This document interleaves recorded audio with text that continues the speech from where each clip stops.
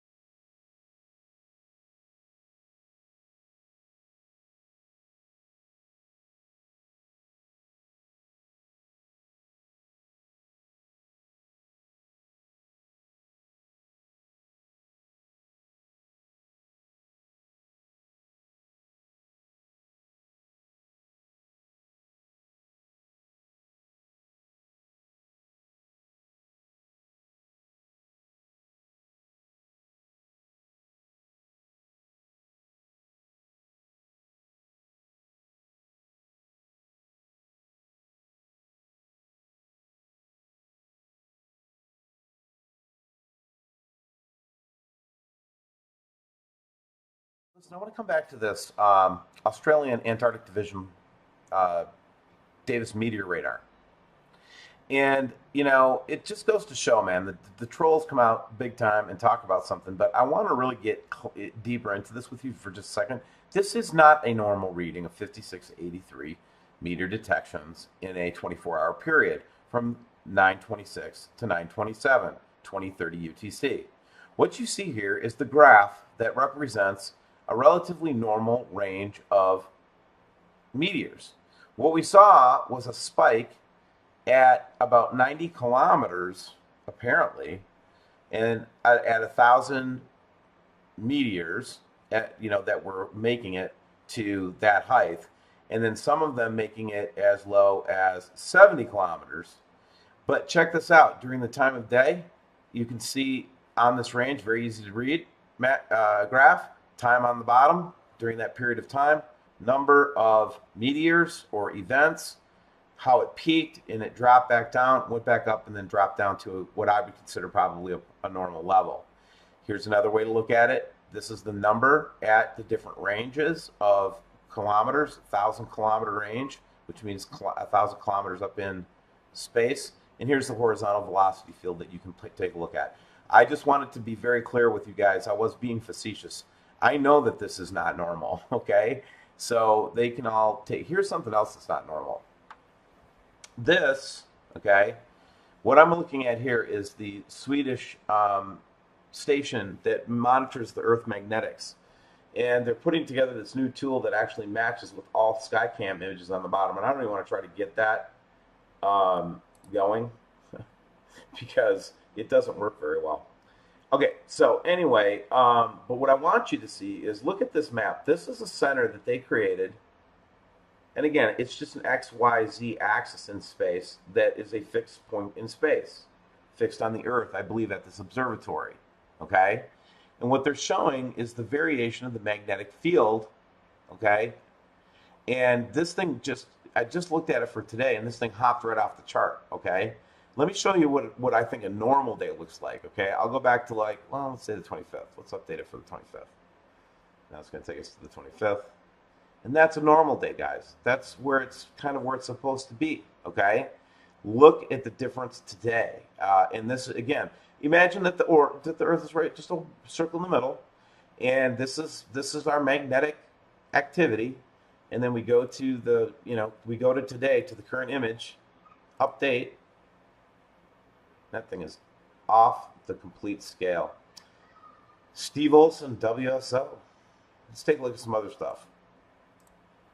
Here's looking at magnetosphere model from the Community Coordinated Modeling Center, the CCMC model, that shows the magnetic patterns around the Earth in a more visual representation. This is weird, right? Because again, our field lines are being pulled out into space, and that has become the norm lately with reverse pressure lines. Now, this is the one that always bothers me, and this is the one that's been bothering me lately. The pressure today has come in really strong cycles from the rear part of the Earth. And I'd like to hear a troll tell me, where do I get rear magnetic pressure on the Earth when the sun is on the light side of the Earth? And I'm just not going to get off this rear side pressure that we're getting on the Earth. There's no explanation for it other than Planet X, in my opinion, or something along that line, a celestial body. Heck no, they're not they're not chemtrailing. You know, I've had it with people saying that there's no chemtrailing. Come on, really? And then it's getting ugly up there, man. Like, it looks like pustulating blisters in the sky. Oh, look, NASA gave, or not NASA, but FAA gave us another look at the whole system that's obfuscating the object that's up there right now, the lensing system. You can see it in perfect detail here. Go back and look at my past videos on this, but here's what's really off the freaking hook. Look at Mission Ridge Ski and Board Resort. Are you going to tell me that those aren't objects in the sky and that those are lens flares? Guys, look at that. No retouching. Go do your own research. Find it yourself, man. This is from a subscriber that works hard to get this stuff and helping us, and we work together hand in hand. But I see 4 objects up there. What do you see?